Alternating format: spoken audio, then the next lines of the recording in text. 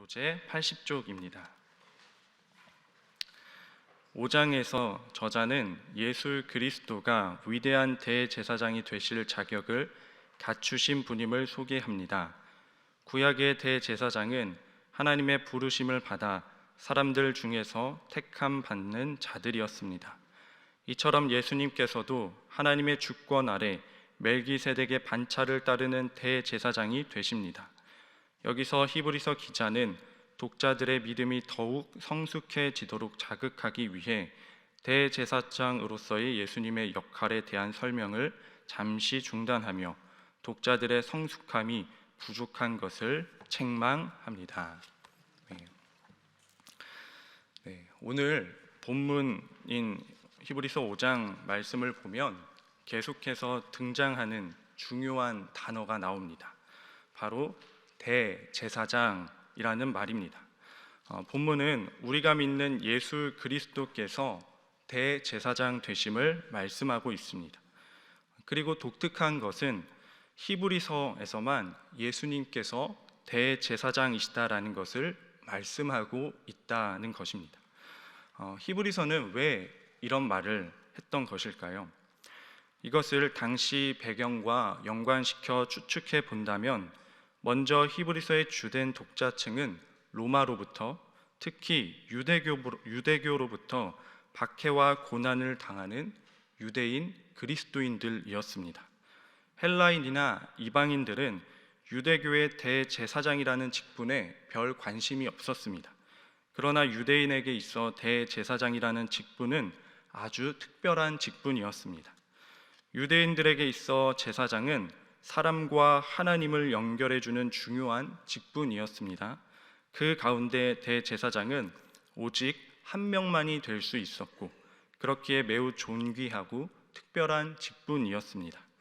그리고 대제사장의 직분은 아론 계열의 사람만 임명받을 수 있었습니다. 왜냐하면 하나님께서 아론을 친히 선택하셨기 때문입니다. 또한 출애굽 이후 이스라엘 백성들이 광야에 있을 시절 모세와 아론을 대적한 무리들이 있었지요. 고라와 다단과 아비람의 무리들이었습니다. 그들은 모세와 아론에게 불만을 표출하며 모세와 아론을 대적했습니다. 그때 하나님께서는 누구의 편을 들어주셨습니까? 모세와 아론의 편을 들어주었습니다. 또한 그들을 대적한 고라의 무리들을 하나님께서 죽음으로 심판하셨습니다. 즉 유대인들은 기본적으로 대제사장은 하나님께서 선택하셔서 부르신 자들이고 또한 하나님께서 편들어 주시는 존귀한 직분이라고 여겼습니다. 그런데 이러한 대제사장이 중심이 되어 유대인 그리스도를 핍박합니다. 뿐만 아니라 로마도 그리스도인들을 타켓 삼아 박해를 하던 시기였습니다. 그러다 보니 그리스도인들의 믿음이 점점 흔들리게 됩니다. 로마도 우리를 박해하고 하나님께서 택한 대제사장을 중심으로 수많은 동족들이 우리를 배교자라고 부르며 핍박을 하는데 과연 우리가 예수님에 대한 믿음을 지키는 것이 맞는 것인가? 의문이 들고 믿음이 흔들리기 시작합니다. 예수님을 믿는 믿음을 버리고 유대교로 돌아가기만 하면 다시 안정적이며 평안하게 살 수 있었습니다. 같은 하나님을 섬기는데 유대교로 돌아가도 되지 않을까? 이런 생각도 충분히 들 수 있지 않았을까요? 그런데 히브리서는 강하게 말씀합니다. 어떠한 상황에도 흔들리지 말아라. 아론 계열의 대제사장이 우리의 편이 아니어도 괜찮다. 우리에게는 더 온전하고 영원하신 대제사장이 계신다. 그분이 바로 우리가 믿는 예수 그리스도이시다라는 말씀입니다. 여기서 첫 번째 기도 제목을 나누겠습니다. 예수님을 믿는 믿음을 굳건히 지키는 성도 되게 하옵소서. 예수님을 믿는 믿음을 굳건히 지키는 성도 되게 하옵소서. 오늘 본문에서는 아론 계열의 대제사장과 온전한 대제사장 되신 예수님의 공통점과 차이점을 말합니다. 공통점은 자신이 대제사장이 되고 싶어서 스스로 된 것이 아니라 하나님께서 부르시고 택하셨다는 것입니다. 그러나 오늘 본문은 공통점을 말하려고 하는 것이 아니라 차이점을 말하면서 우리가 믿는 예수 그리스도께서 아론 계열의 대제사장보다 더욱 우월하시고 온전하신 유일한 대제사장이 되신다라는 것을 말씀하고 있습니다. 우리 함께 3절 말씀을 함께 보겠습니다. 제가 읽어드리겠습니다. 그러므로 백성을 위하여 속죄제를 드림과 같이 또한 자신을 위하여도 드리는 것이 마땅하니라. 방금 읽은 3절의 말씀은 유대인 절기, 이스라엘의 절기인 대속죄일을 연상케 합니다. 대속죄일은 1년에 하루 모든 이스라엘 백성들의 죄를 청산하는 날입니다. 아론 계열의 대제사장은 이 대속죄일 날 백성들을 위하여 속죄 제사를 드립니다. 근데 방금 읽은 3절의 말씀처럼 백성들을 위하여 드리기 전에 먼저 자신을 위해서 속죄 제사를 드려야 합니다. 왜냐하면 대제사장은 존귀한 직분을 가진 자이지만 그 역시 하나님 앞에서 철저한 죄인이기 때문입니다. 만약 자신의 죄를 속죄하지 않고 하나님의 지성소에 그냥 들어간다면 대제사장일지라도 바로 죽게 됩니다. 그렇다면 대제사장은 대속죄일 날 지성소에 몇 번 들어갈까요? 레위기 16장에 보면 3번 지성소에 들어가는 것을 볼 수 있습니다. 무슨 말이냐면 대제사장은 1년에 하루 지성소로 들어갈 수 있는데 단 하루를 들어갈 수 있는데 그 하루 안에 총 3번 들어갑니다. 왜 3번 들어가는지 살펴보면 먼저 대제사장은 향기로운 향을 가지고 지성소에 들어가야 합니다. 왜냐하면 거룩하신 하나님께 나아가기에 앞서서 죄인인 자신을 연기로 가려야 되었기 때문입니다. 지성소에 있는 언약궤가 완전히 가려질 때까지 향기로운 향을 피웁니다. 만약 연기로 가리지 않으면 아무리 대제사장일지라도 거룩한 하나님을 그냥 대면하면 죄인이기 때문에 죽게 되기 때문입니다. 그렇기에 향을 피우기 위해 한 번 들어갑니다.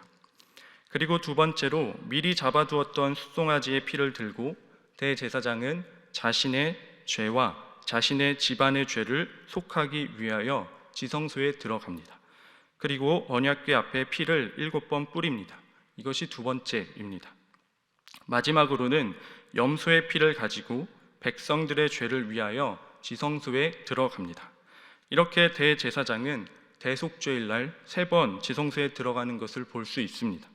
그 이유는 다시 말하지만 대제사장 역시 하나님 앞에 온전히 설 수 없는 죄인이기 때문입니다. 그러나 온전한 대제사장이신 예수님은 하나님이 계신 곳에 3번 들어갈 필요가 없었습니다. 예수님은 향으로 자신을 가릴 필요가 없습니다. 왜냐하면 예수님께서는 누구이십니까? 하나님의 아들이시자 동시에 성자 하나님이신 분이십니다. 그렇기 때문에 향으로 자신을 가릴 필요가 없습니다. 그리고 예수님은 성육신 하셨기에 죄가 없으셨습니다. 그래서 자신을 위해 속죄 제사를 드릴 필요가 없었습니다. 그저 백성들을 위하여 한 번만 드리면 되었습니다.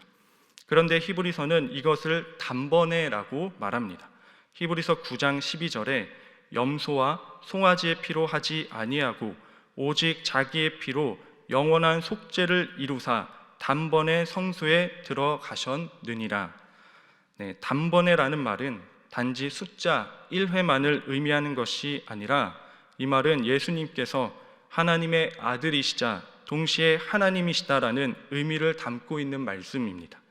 하나님이신 예수님이 인간으로 오셨기 때문에 향으로 가릴 필요가 없습니다. 또한 죄가 없으신 분이시기에 자기를 위해 속죄 제사를 드릴 필요가 없습니다. 오직 백성을 위해서만 드리면 되었습니다. 염소와 송아지를 가지고 하셔도 되었지만 그러나 온전한 대제사장이신 예수님께서는 짐승의 피로 하지 않으셨습니다. 자신의 생명과 피를 직접 들고 모든 사람을 위하여 자기 자신을 단번에 드렸습니다. 그래서 대속죄일의 제사뿐만 아니라 매일 드리는 제사 역시 드리지 않아도 되었습니다. 예수님께서 단번에 이루신 이 사건은 영원한 효력이 있기 때문입니다. 이것이 십자가 사건이지요. 히브리서는 말씀합니다. 우리에게는 더 이상 아론 계열의 대제사장은 필요 없다. 그것은 의미가 없다. 이제는 예수님만이 참되고 유일한 대제사장이시자 구원자이시다. 그렇기에 예수님을 믿는 것은 옳은 것이고 진리를 믿는 것이기에 그 믿음을 어떤 유혹이 와도 끝까지 지켜내야 한다는 말씀입니다. 저와 여러분 역시 예수님에 대한 믿음을 주님의 은혜와 도우심으로 어떤 유혹에도 굳건히 지켜내기를 주님의 이름으로 축복합니다. 두 번째 기도 제목입니다. 하나님께서 찾으시는 예배자가 되게 하옵소서. 하나님께서 찾으시는 예배자가 되게 하옵소서. 9절, 우리 9절을 함께 읽어보겠습니다. 온전하게 되셨은즉 자기에게 순종하는 모든 자에게 영원한 구원의 근원이 되시고. 아멘. 자, 성도 여러분, 예수님께서는 어떤 사람을 영원한 구원의 근원이 되게 하신다고 말씀하셨습니까? 바로 예수님께 순종하는 자라고 말씀하십니다. 우리는 예수님을 믿을 때 구원을 받습니다. 그런데 이 말씀에는 예수님께 순종하는 사람이 구원을 받는다고 말씀합니다. 그러면 성경이 다른 말을 하고 있는 것일까요? 아닙니다. 믿음은 순종의 의미를 포함하고 있다는 말씀입니다. 우리가 예수 그리스도를 진정으로 믿는다면 그 믿음은 우리를 이끌어갑니다. 그 믿음이 우리를 하나님의 말씀에 반응하게 만듭니다. 믿음은 예수님께서 우리의 구원자 되신다라는 지적 동의로 시작될 수는 있지만 결코 그 지적 동의에만 머물러 있지 않는다라는 말씀입니다. 그러면 히브리서가 말하는 믿음의 행동, 순종은 무엇일까요? 히브리서 10장 23절에서 25절 말씀인데 제가 읽어드리겠습니다. 또 약속하신 이는 미쁘시니 우리가 믿는 도리의 소망을 움직이지 말며 굳게 잡고 서로 돌아보아 사랑과 선행을 격려하며 25절 모이기를 패하는 어떤 사람들의 습관과 같이 하지 말고 오직 권하여 그날이 가까움을 볼수록 더욱 그러하자. 특별히 25절 말씀을 제가 새번역 성경으로 다시 읽어드리겠습니다. 어떤 사람들의 습관과 같이 모이기를 중단하지 말고 서로 격려하여 주님이 오실 날이 가까울수록 더욱 모이는 일에 힘씁시다. 모이는 일에 힘써라. 이 말씀은 예배를 의미합니다. 유대교 유대인들은 구약의 제사법을 따라 제사를 드렸습니다. 그러나 유대인 그리스도인들은 더 이상 제사를 드리지 않았습니다. 왜냐하면 예수님께서 우리의 죄를 위하여 우리의 죄를 대신하여 십자가에 달려 죽으시고 3일 만에 부활하셔서 영원한 속죄를 이루신 우리의 구원자 되심을 믿었기에 그렇게 유대인 그리스도인들은 더 이상 제사를 드리지 않고 예수님을 찬양하고 경배하는 예배를 드렸습니다.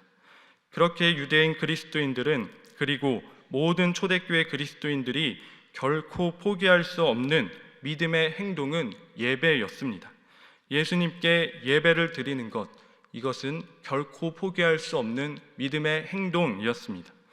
히브리서가 쓰여질 당시 예수님께 예배 드린다는 것은 생과 사의 갈림길에 있는 믿음의 행동이었습니다. 박해로 인해 숨어서 예배를 드렸고 찬송할 때 제대로 소리를 내지도 못하고 숨죽이며 예배를 드렸습니다. 그렇게 예배를 드리다 발각되면 믿음의 동역자들이 투옥당하고 고초를 당합니다. 심지어 사랑하는 가족이 박해를 당합니다. 그런데 예배 드리는 것을 포기하고 다시 유대교로 돌아가기만 하면 이런 고생을 하지 않아도 되었습니다.